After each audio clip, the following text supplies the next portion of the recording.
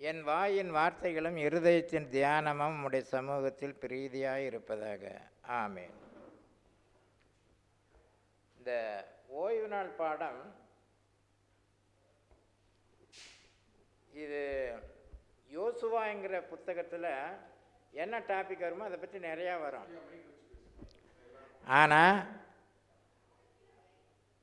இது ஆதியிலிருந்து பிகினிங்கிலிருந்து இதை கொண்டுக்கிட்டு வராங்க.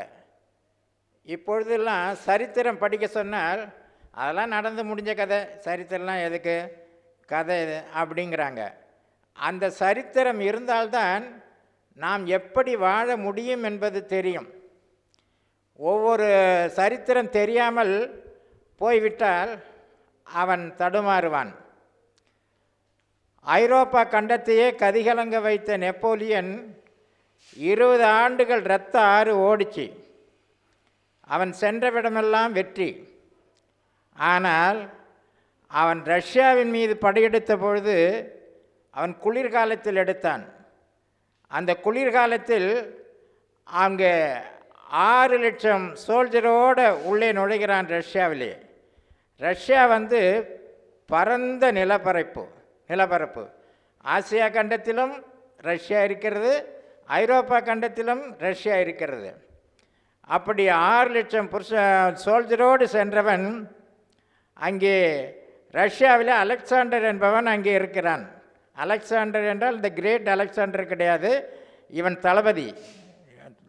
அவன் என்ன செய்கிறான், நம் யாரும் சண்டை போடவே கூடாது, எல்லாரும் பின்வாங்கி போய்கொண்டே இருங்கள். ஏனென்றால் பெரிய நிலப்பரப்பு, அவனுக்கு இருக்கிற நிலப்பரப்பு வேர்ல்டில் வேறு யாருக்குமே கிடையாது. எல்லாம் பின்னோக்கி போய்கிட்டே இருக்கிறாங்க.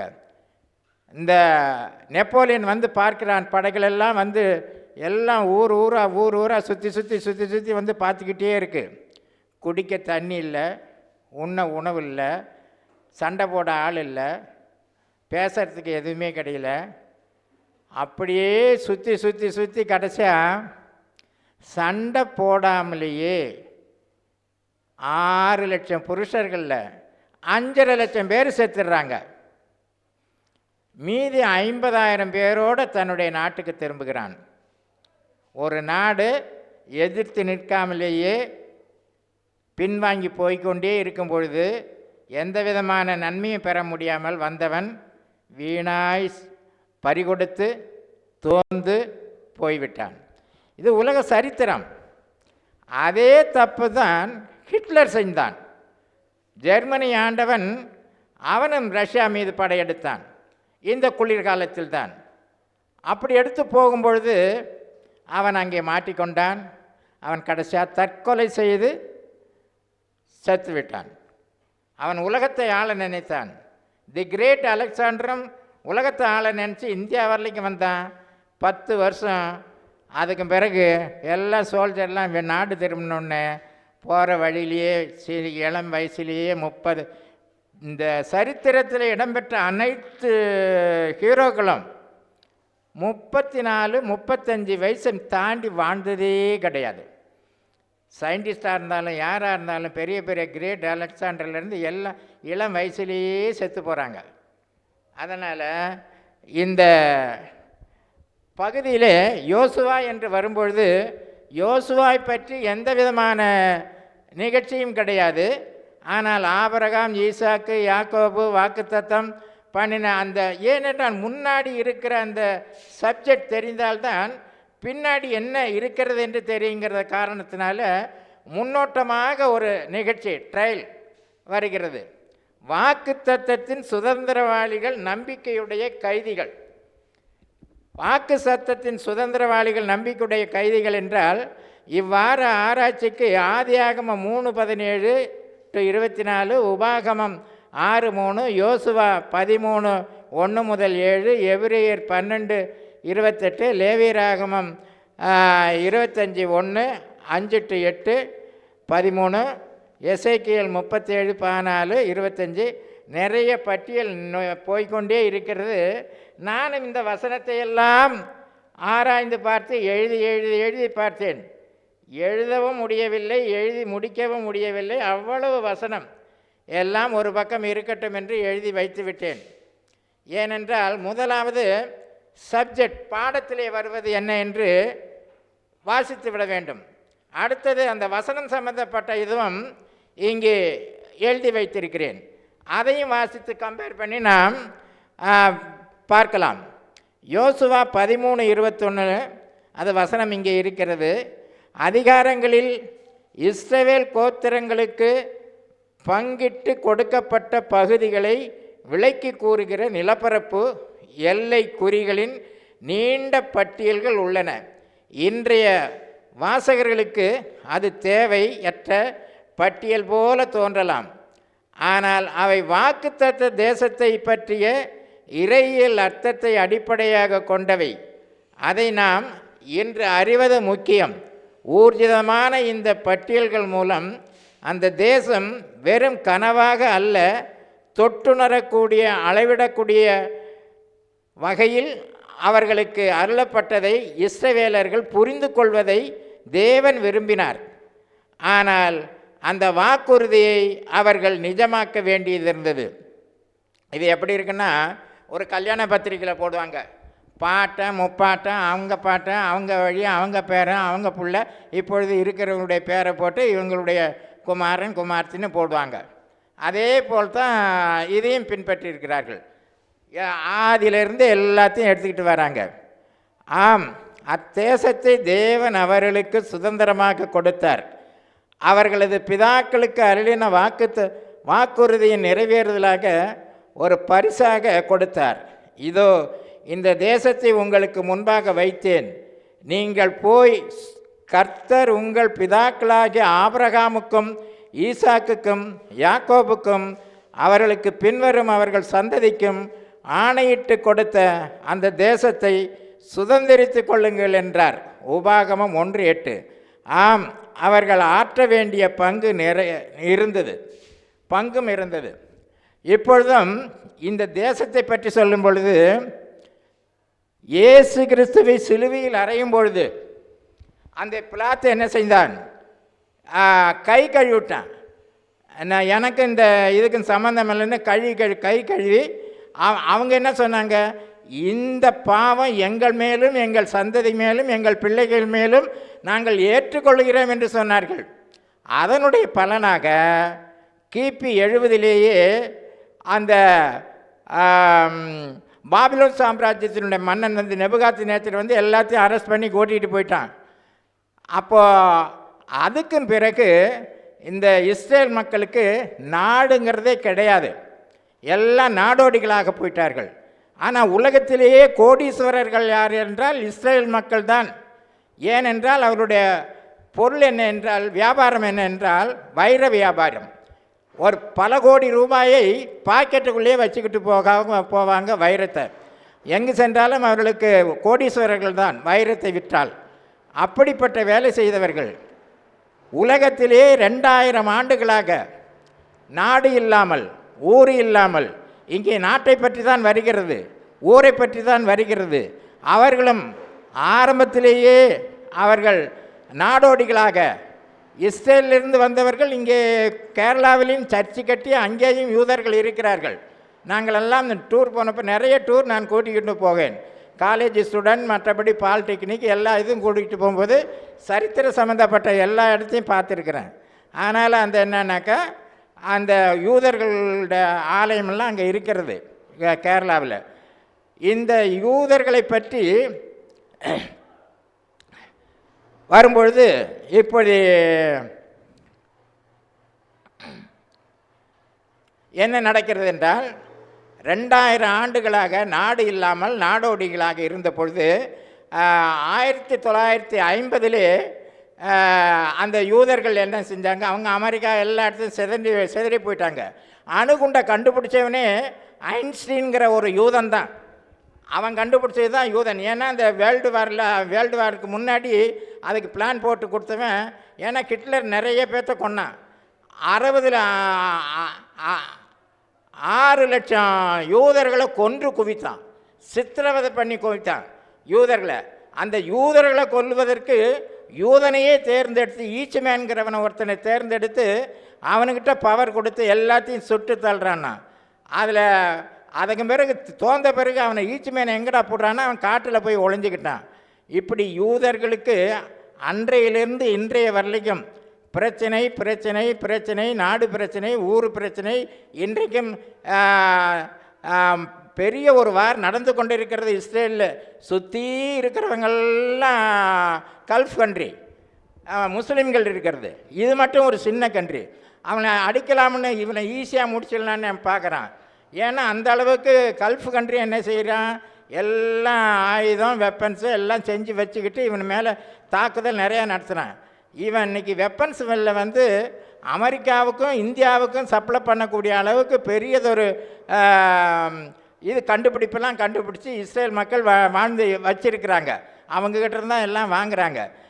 இந்த யூதர்களுக்கு நாடு வேணும்னு அவங்க முற்பட்ட பொழுது எகிப்து ஆண்ட நாசர், ரஷ்யாவை ஆண்ட குருஷோ, இந்தியாவை ஆண்ட நேரு, இவங்க 3 பேரும் ஆண்டுக்கிட்டு இருக்கிற சமயத்தில் அவங்க யூதர்கள்லாம் போய் நாசர்கிட்ட கேட்குறாங்க, எங்களுக்குன்னு நாடு இல்லை, 2000 வருஷமாக ஊரை சுற்றிக்கிட்டு கிடக்கிறோம், எங்களுக்கு ஒரு நாடு வேணும். எங்களுக்கு கொடுக்கப்பட்ட அந்த எகிப்து அந்த இஸ்ரேலோ அல்லது அந்த இஸ்ரேலை சுற்றி இருக்கிறது பாலஸ்தீனா எல்லாமே ஒரு கண்ட்ரி, அந்த இது தான், அது வேணும்னு வந்து கேட்கும்போது நாசர் என்ன செய்கிறான், சரின்னு ஒரு எல்லாம் முட்கள் நிறைந்த ஃபாரஸ்ட் நிறைந்த ஒரு பகுதியை அங்கே அவர்களுக்கு உருவாக்கி கொடுக்கிறான். அங்கே போய் நீங்கள் பார்த்துக்கணும், 7 வருஷத்துக்குள்ளே அந்த யூதர்கள் எல்லாம் உலகத்திலேருந்து எல்லாம் வந்து நமக்குன்னு நாடு கிடச்சிக்கிட்டுது. அன்று துவங்கின நாடு இன்று வரைக்கும் அவங்க லோல் பட்டுக்கிட்டு தான் கிடக்கிறாங்க. அந்த நாட்டுக்கு வந்து அந்த முள்ளெல்லாம் வெட்டிட்டு எல்லாம் செஞ்சு 7 வருஷத்தில் ஒரு பிரம்மாண்டமான ஒரு எதுவுமே விளையாது. தண்ணிக்கு நீர் வளம் கிடையாது. அவன் கொண்டுக்கிட்டு வந்தது தான் சொட்டு நீர் பாசனம். அந்த சொட்டு நீர் பாசனத்தை வைத்து ஒவ்வொரு சொட்டாக விட்டு தண்ணியை வேஸ்ட் பண்ணாமல் விவசாயத்தை பெருக்கி அவனுக்கு வேண்டிய உணவுப் பொருட்கள் எல்லாம் அவன் தயார் பண்ணிக்கிட்டான். நாசர் உடனே என்ன செய்கிறான், தன்னுடைய மிலிட்ரிக்கு இங்கே யூதர்கள் எப்படி இருக்காங்க அந்த நாட்டை போய் பார்த்துட்டு வான்னு அனுப்புகிறான். அவங்களாம் நம்மளை விட வளர்ந்துட்டாங்க அப்படின்ட்டு.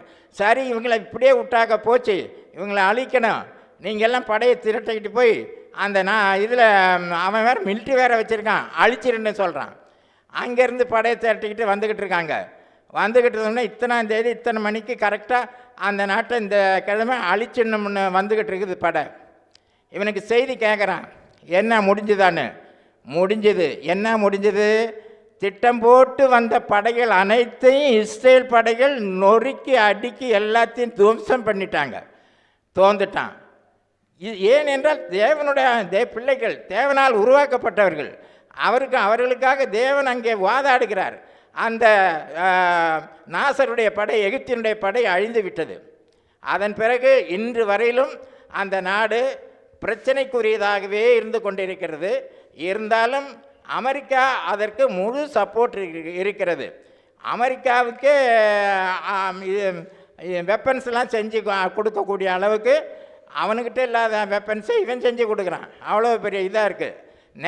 நதன்யாவன் தாங்கிற அதில் இப்போ பிரசிடண்டாக இருக்கான் தலைவனா. அப்பேற்பட்ட நாடு அன்றையிலிருந்து இன்றைய வரைக்கும் சண்டை பிரச்சனை தான், எல்லாம் சண்டை பிரச்சனை.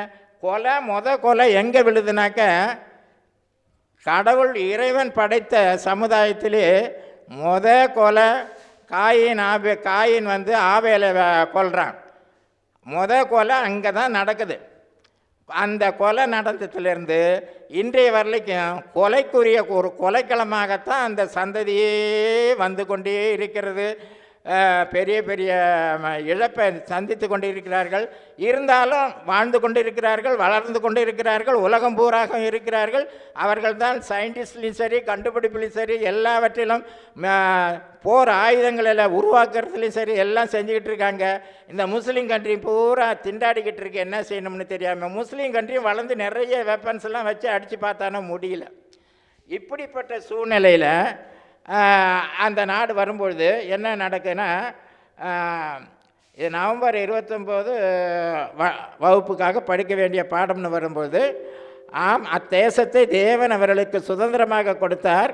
அவர்களது பிதாக்களுக்கு அருளின வாக்குறுதியின் நிறைவேறுதலாக ஒரு பரிசாக கொடுத்தார். இதோ இந்த தேசத்தை உங்களுக்கு முன்பாக வைத்தேன், நீங்கள் போய் கர்த்தர் உங்கள் பிதாக்களாகிய ஆபிரகாமுக்கும் ஈசாக்குக்கும் யாக்கோபுக்கும் அவர்களுக்கு பின்வரும் அவர்கள் சந்ததிக்கும் ஆணையிட்டு கொடுத்த அந்த தேசத்தை சுதந்திரித்து கொள்ளுங்கள் என்றார். உபாகமம் 1:8. ஆம், அவர்கள் ஆற்ற வேண்டிய பங்கும் இருந்தது. இந்த வாரம் அந்த வாக்குத்தத்த தேசத்துடன் சம்பந்தப்பட்ட சில இறையியல் கருத்துக்களையும் இயேசுவில் காணப்படுகின்ற எல்லா வாக்குறுதிகளையும் உரிமை கோருபவருக்கு அவற்றுள்ள ஆவிக்குரிய அர்த்தங்களையும் பார்ப்போம் என்று வருகிறது. ஏதேனும் கானானும் என்ற தலைப்பிலே ஞாயிற்றுக்கிழமை பாடம் வருகிறது. ஏதேனும் கானானும் என்றால் முதல் மனித தம்பதியர் வாழ்ந்த இடப்பகுதியின் அடிப்படையில் விழுகையின் விளைவுகளை பற்றி என்ன தெரிகிறது? ஆதியாகமம் 2:15, 3:17, 17-24. இந்த சிருஷ்டிப்பின் போது நிறைவும் அழகும் நிறைந்த பூரணமான ஒரு சூழலில் ஆதாமையும் ஏவாளையும் தேவன் வைத்திருந்தார். முதல் மனித தம்பதியர் தங்கள் சரீர தேவைகளை சந்திக்கக்கூடிய அருமையான ஒரு வாழ்க்கை சூழலில் தங்கள் சிருஷ்டிகரை சந்தித்தார்கள். அங்கே தேவன் பேசினார். அது தவிர ஆதாமும் ஏவாளும் தேவனுடைய குணத்தையும் தேவன் வைத்திருந்த வாழ்க்கையையும் பற்றி முக்கிய கருத்துக்களை கற்றுக்கொள்கின்ற கற்றல் மையமாகவும் ஏதேன் தோட்டம் இருந்தது. இங்கே பிள்ளைகளுக்கு சொன்னார்கள், பிள்ளைகள் வீடு எப்படி இருக்க வேண்டும் என்று. சகோதரி, வீடு என்பது ஒரு பல்கலைக்கழகம்.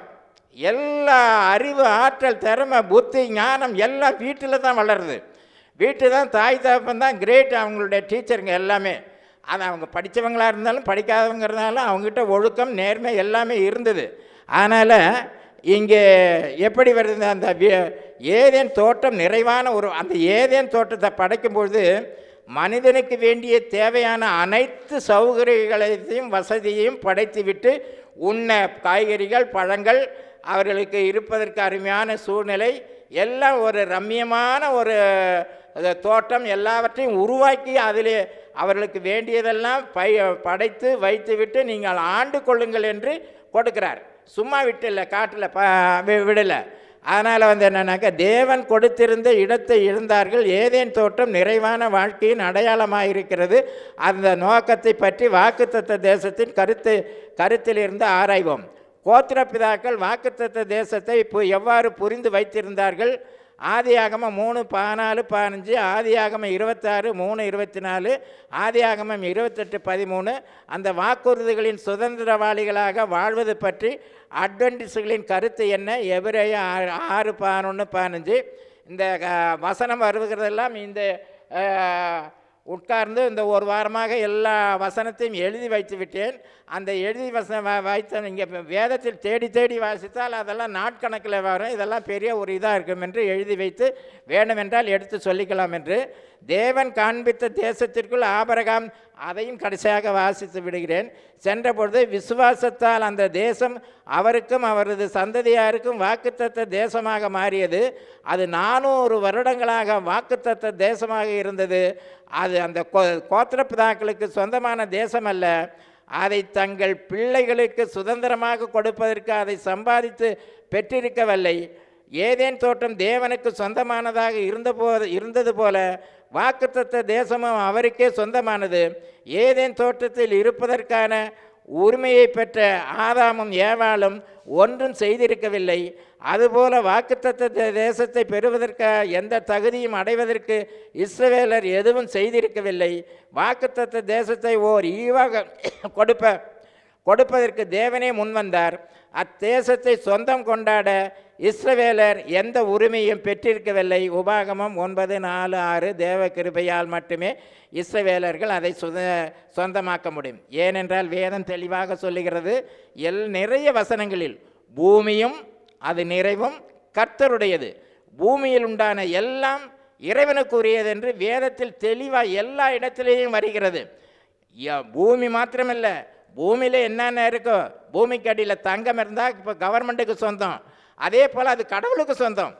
அதே போல் பூமியில் எல்லாம் அவர் படைத்தது அவருக்குரியதுன்னு வேதம் முழுக்க பூமியும் அது நிறைவும் குடிகளும் மக்களும் இதில் இருக்கிற எல்லா உயிரினங்களும் எல்லாம் அவருக்குரியது என்று நிறைய வசனம் இருக்கிறது. அந்த பூமியை பற்றி தான் இந்த வருகிறது. வாக்குத்தத்தம் நிறைவேறும் வரை முற்பிதாக்கள் அவற்றின் சுதந்திரவாளிகளாக இருந்தார்கள். கிறிஸ்துவுக்கு பின்பற்றவர்களை அதைவிட மேலான வாக்குறுதிகளை சுதந்திரவாளிகள் வாக்குத்தத்தமான ஆசீர்வாதங்களை விசுவாசம் என்னும் நீடிய பொறுமையாலும் சுதந்திரித்து கொள்ளுகிறவர்கள் பின்பற்றுகிறவர்களாய் அது நிறைவேறும். எபிரேயர் 6:11 வருகிறது. அது கண்டிப்பாக பிள்ளைங்களுக்காக அவர் கொடுத்த ஒரு கிஃப்ட்டு. இந்த தேசத்தை நீங்கள் ஆண்டுங்க வச்சிங்கன்னு அதை இப்படிப்பட்ட தேசத்தை தோட்டத்தை ஒரு சாத்தான் என்ன செய்தான், பழத்தை கொடுத்து ஏமாற்றி நாட்டை எடுத்துக்கிட்டு அவங்கள தோற்றிட்டான் நாடோடியா. இப்போது பழத்தை கொடுத்து நாட்டை ஏமாந்துட்டேன்னு கடவுள் கஷ்டப்பட்டார். திரும்ப அந்த நாட்டை பிடிச்சி திரும்பவும் தன்னுடைய மக்களுக்கு கொடுக்கறதுக்காகத்தான் காத்துக்கிட்டு இருக்காரு. வார் நடந்துக்கிட்டு இருக்கு. அவன் என்னுடைய நாடுங்கிறான், என்னுடைய தேசம்ங்கிறான், என்னுடைய மக்களுங்கிறான். ஆனால் கொடுத்தது தன்னுடைய பிள்ளைகளுக்கு. சாத்தானை அவரை எந்த அளவுக்கு உயர்த்தி வைத்தாரோ அந்த அளவுக்கு அவன் கடவுளோடு விளையாடி விட்டான். அதே போல் இல்லாமல் இப்பொழுது முழு சுதந்திரத்தையும் அடைவதற்காகத்தான் கொடுப்பதற்காகத்தான் இறைவன் பாடுபட்டு கொண்டிருக்கிறார். இஸ்ரவேலில் பல்வேறு கோத்திரங்களுக்கு அத்தேசம் பங்கிடப்பட்டது பற்றி யோசுவா 13:21 எல்லாம் நாடு பிடிக்கிறாங்க. நாடு பிடிக்க வரும்பொழுது என்னாச்சுனாக்கா, அந்த தேசத்து பக்கத்தில் இருக்கிற தேசத்தை பாலும் தேனும் ஓடுகின்ற கானான் தேசத்தை நோக்கி நாடு பிடிக்க வருகிறவர்கள் பிடித்து விடலாம் என்று வரும்பொழுது அங்கே போய் உளவு பார்க்க அனுப்புகிறாங்க. யாரை? ஒரு கோஷ்டி அனுப்புகிறாங்க. அதில் யோசேப்பும் காலேப் யோசுவா இவங்க 2 பேர் தான் நல்ல ஒரு ரிசல்ட்டு கொண்டுக்கிட்டு வந்து கொடுக்குறாங்க. இப்பே போனால் பிடிச்சிடலாம். 80 வயசுக்கு மேலே போரில் அவன் வெற்றி வெறியோடு இருக்கிறான் நாட்டை பிடிக்கிறதுக்கு. மீதி பேர் பயந்துட்டாங்க. அவங்கெல்லாம் பார்க்குறதுக்கு எல்லாம் பெரிய பெரிய ஆளாக இருக்காங்க. நல்லா பாலும் தேனும் ஓடுகின்ற நல்ல நாடாக தான் இருக்குது, பிடிச்சிடலாம். ஆனால் நம்மளால் முடியாதுன்னு. ஆனால் கடவுளை அவங்களெல்லாம் ஓரம் கட்டிட்டு இவங்க மூலமாக தான் அனுப்புகிறாரு.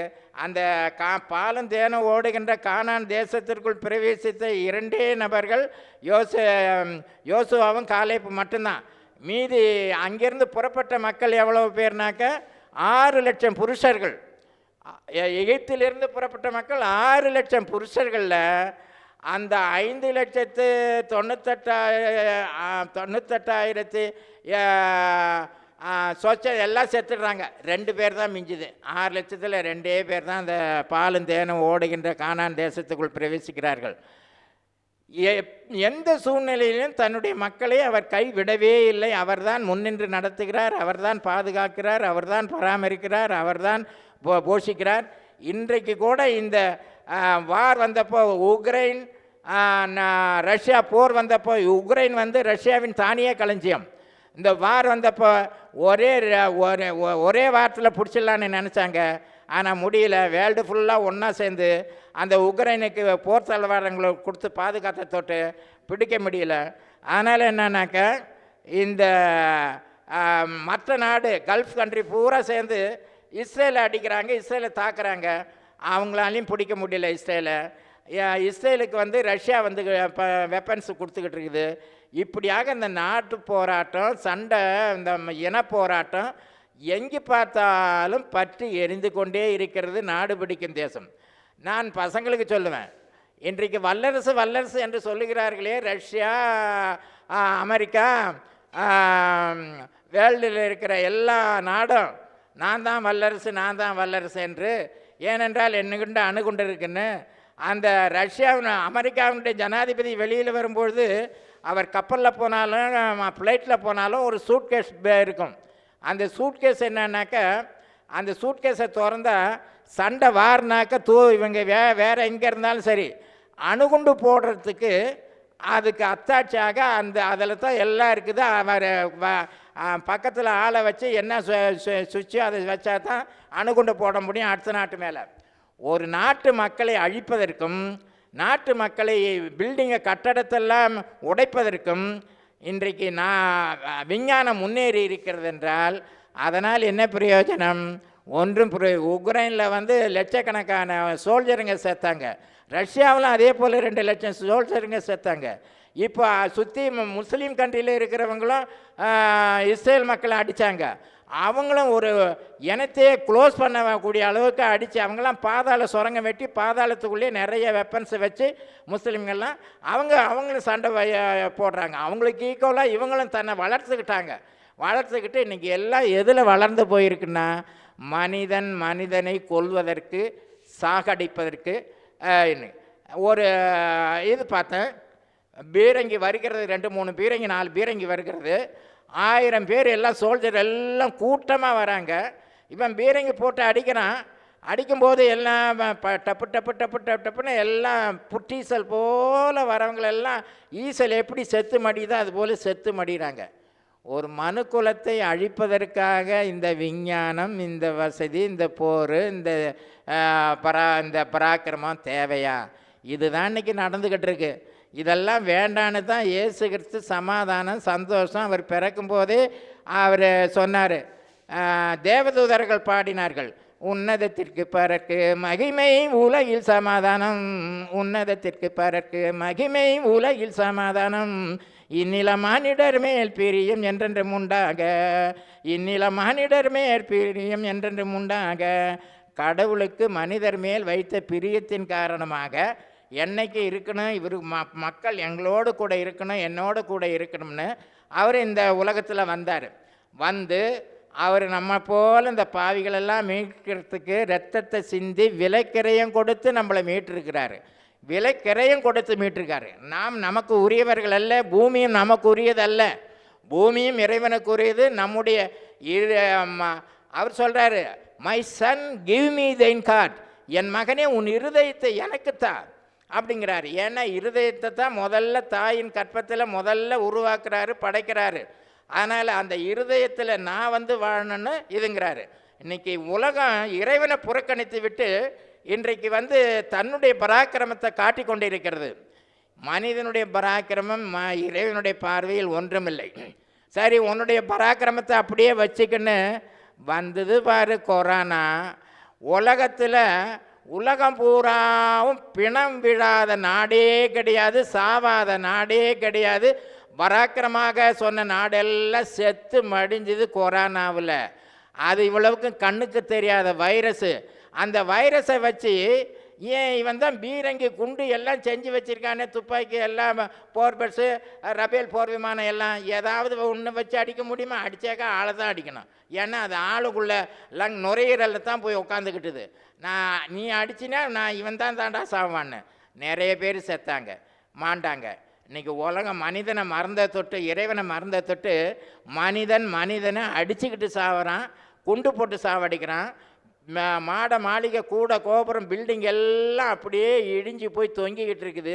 அதை கட்டவும் முடியாது, இடிக்கவும் முடியாது, அதை செப்பனிடவும் முடியாது. இந்த ஒரு அகோரமான காட்சியில் தான் இன்றைக்கி மனிதன் போய்கிட்டு இருக்கான். அதனால் என்னன்னாக்க, நான் இந்த நாட்டை பிடிக்கிறது, செவ்வாய்க்கிழமை வந்து தேசத்தில் இருந்த சவால், ஞாயிற்றுக்கிழமை வந்து பரிசாக கிடைத்த தேசம், புதன்கிழமை வந்து யூபிலி வருஷம். யூபிலி வருஷங்கிறது வியாழக்கிழமை வந்து திரும்ப கிடைத்த தேசம், மேலும் படிக்க வெள்ளிக்கிழமை. இப்படியாக இதனுடைய தலைப்பெல்லாம் மேலும் படிக்க, திரும்ப கிடைக்காத தேசம், யூபிலி வருஷம், தேசத்தில் இருந்த சவால், இந்த ஏதேனும் காணானும் பரிசாக கிடைத்த தேசம். அதை பற்றி அடிப்படையில் ஒரு தேசத்தின் நிலப்பரப்பு அத்தேசத்தின் அடையாளமாக வரும், அந்த தேசத்தில் இருப்பவர்களின் வேலை, வாழ்க்கை முறை ஆகியவற்றை அந்த தேசம் குறிப்பிடப்படும். ஆனால் அடிமைகளுக்கு சொந்தமாக ஒன்றும் இருக்காது. இங்கே அடிமைக்கும் ராஜபோகத்தில் வாழ்கிறவங்களுக்கும் உலகம் என்னன்னாக்கா, அந்த தேசம்னு இருக்கிறவங்க எல்லாம் நல்லா சுபிட்சமாக இருப்பாங்க. உலகத்திலேயே 10 நாடு சுபிட்சமாக இருக்கிறது. அந்த நாடு வந்து சண்டை போடலை, அந்த நாட்டில் வந்து பஞ்சம் இல்லை. ஒவ்வொரு மனிதனுக்கும் 5 லட்ச ரூபா 10 லட்ச ரூபா வரைக்கும் வருமானம் இருக்குது. 10 தேசத்தில் முதலாவது இருக்கிறது சுவிட்சர்லாந்து. மீதி நிறைய நாடு இந்த நீக்ரோக்கள் இருக்கக்கூடிய நாடெல்லாம் என்ன எப்படி இருக்குன்னா ரொம்பவும் பின்தங்கி இருக்கிறது. அதனால் இந்த பரிசாக கிடைத்த தேசம் கானான். இந்த கானானை தான் பரிசாக கடவுள் இறைவன் மனிதனுக்கு கொடுப்பதற்கு வைத்திருந்தார். அதுவும் கொடுத்தார். தேவனுக்கும் இஸ்ரவேலருக்கும் தேசத்திற்கும் இடையே ஒரு விசேஷித்த உறவு இருந்தது. இஸ்ரவேலர் அத்தேசத்தை தேவனிடமிருந்து ஓர் ஈவாக பெற்றார்களே தவிர பிரிக்க முடியாத உரிமையை பெறவில்லை. தெரிந்து கொள்ளப்பட்ட மக்கள் யாவேயுடன் உடன்படிக்கை உறவுக்குள் இருந்தது. உடன்படிக்கையின் கட்டளைகளை மதித்து வாழ்கிற வரையிலும் அத்தேசத்தை சொந்தமாக பெற்றிருக்க முடியும். அதாவது தேவனுடைய ஆசீர்வாதம் இல்லாமல் அத்தேசத்தையும் அதன் ஆசீர்வாதத்தையும் பெற முடியாது. ஏனென்றால் வேதம் சொல்லுகிறது, blessing are upon the head of the just. நீதிமானுடைய சிரசின் மேல் ஆசீர்வாதம் தங்கும். நீதிமான் என்ன கடவுளை இதில் சொல்லுகிறது, சாலமோன் ராஜா சொல்லுகிறான், the fear of the Lord is the beginning of knowledge. கடவுளுக்கு பயப்படுவதிலே ஞானத்தின் ஆரம்பம். ஞானம், புத்தி, அறிவு எல்லாம் எங்கே இருக்குதுன்னா இறைவனுக்கிட்ட இருக்குது. இறைவனுக்கு பயந்து வாழும்போது இறைவன் அதை உங்களுக்கு, நீங்கள் குறைவுள்ளவர்களா ஞானத்தில் என்னிடம் கேளுங்கள் நான் தருகிறேன் என்று சொல்கிறார். அறிவிலே குறைவுள்ளவர்களா, எல்லாம் இறைவனிடத்திலிருந்து பெற்றுக்கொள்ளக்கூடிய எல்லா சாமர்த்தியமும் இறைவனை சார்ந்து வாழ்ந்தால் போதும். இங்கே ஒரு தடவை ஆரோக்கியசாமிங்கிற ஒரு பாஸ்டர் வந்தார். அவர் தான் பாஸ்டருங்களுக்கெல்லாம் தலைவராக இருந்தவர். அவர் வரும்போது ஒரு 6 மணி பெரிய காரில் வந்தார். செல்வராஜுங்கிற பாஸ்டர் கூட்டிகிட்டு வந்தார். ஒரு சுருக்கமான பிரசங்கம் செஞ்சார். இப்போது சிங்கப்பூர் அங்கெங்கெல்லாம் போகிறவங்கெல்லாம் எதுக்கு வந்தேன்னா என்ன சொல்கிறாங்கன்னாக்கா சொல்லுவாங்கன்னு அவர் சொன்னார், பிழைக்க வந்தேன்னு சொல்லுவாங்க.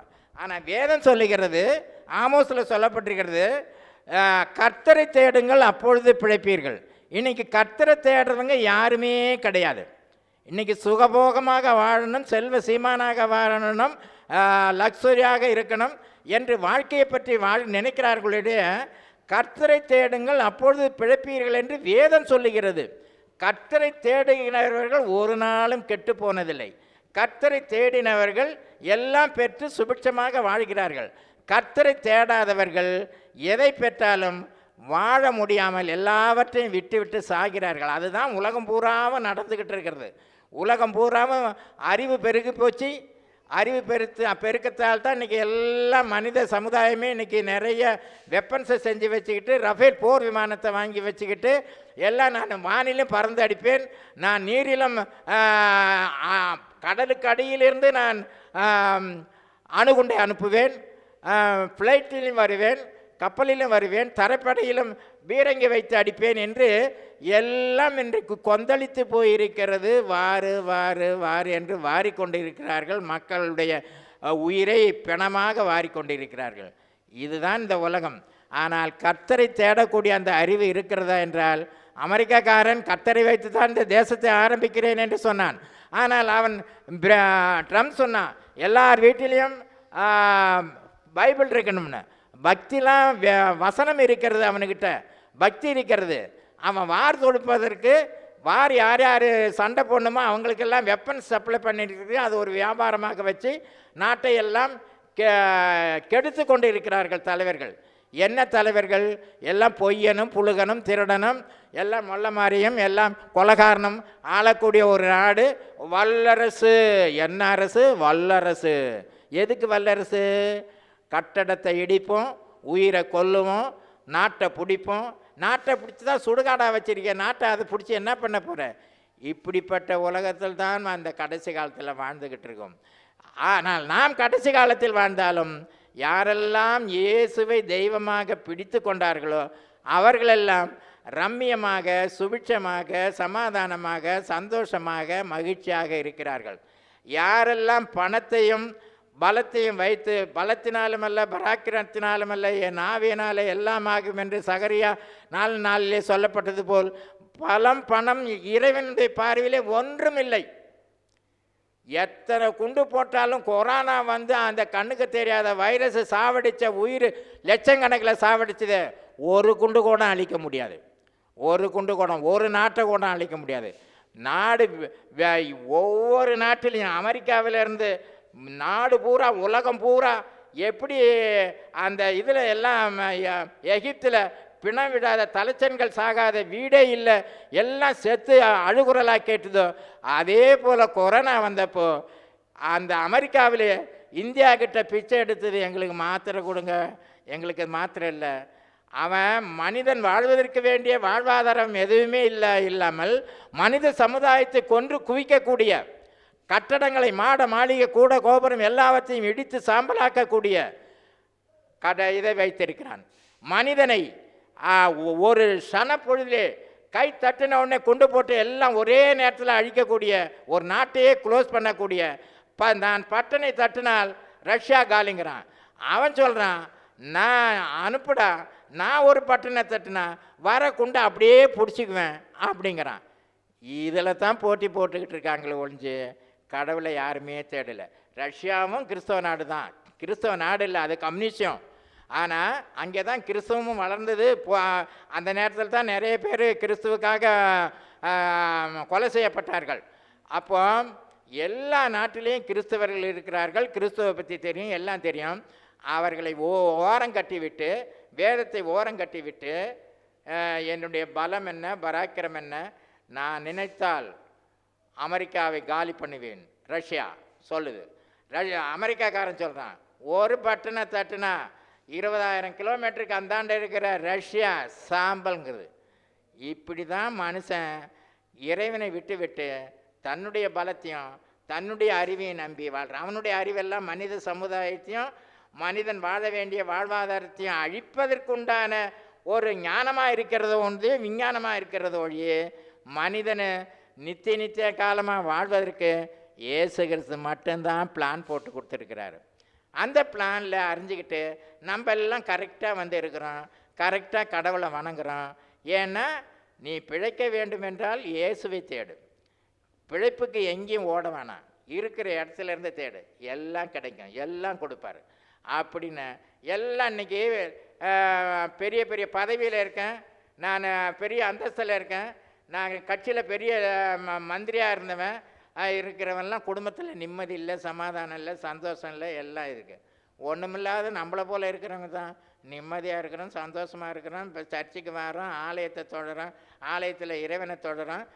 நமக்கு நம்ம வாழ்கிற வாழ்க்கை சராசரி வாழ்க்கை கூட கோடீஸ்வரனும் வாழ முடியல, எல்லாம் கொலை, எல்லாம் வெட்டு, நிம்மதி இல்லை, இப்படி தான் போயிட்டுருக்கு. நம்ம ஒரு அருமையான ஒரு இதில் வாழ்ந்துக்கிட்டு இருக்கிறோம். இதை தெரியாதவன் வாழ்ந்தும் பிரயோஜனம் இல்லை. ஏன்னா அவனுக்கு இந்த உலகத்திலையும் வாழ்க்கை இல்லை. 2வது 1000 வருஷம் இறைவனோடு வாழ போகிறோம், அந்த உலகத்திலையும் அவங்களுக்கு வாழ்க்கை இல்லை. இறைவன் திரும்பவும் இந்த உலகத்தில் வந்து நம்மோடு கூட யுகம் யுகம் யுகமாக வாழ போகிறார். அவருக்கு ஆசை என்னன்னா மனிதனோட வாழணும், நம்மோடு கூட வாழ்கிறதுக்கு மனுஷனை தயார்படுத்தணும். அவர் 1000 வருஷம் வந்து எங்கே வந்து வாழ போகிறாரு. இப்படிப்பட்ட வாழ்க்கை வாழ நம்மை தயார்படுத்தி கொண்டு வேதத்தை படிப்போம், அன்பை பகிர்ந்து கொள்வோம், நாம் சத்தியத்துக்கு சாட்சியாக இருப்போம். இயேசு கிறிஸ்து வரும் வரையிலும். இத்தோடு என்னுடைய சுருக்க உரையை முடித்துக் கொள்கிறேன். நன்றி, வணக்கம்.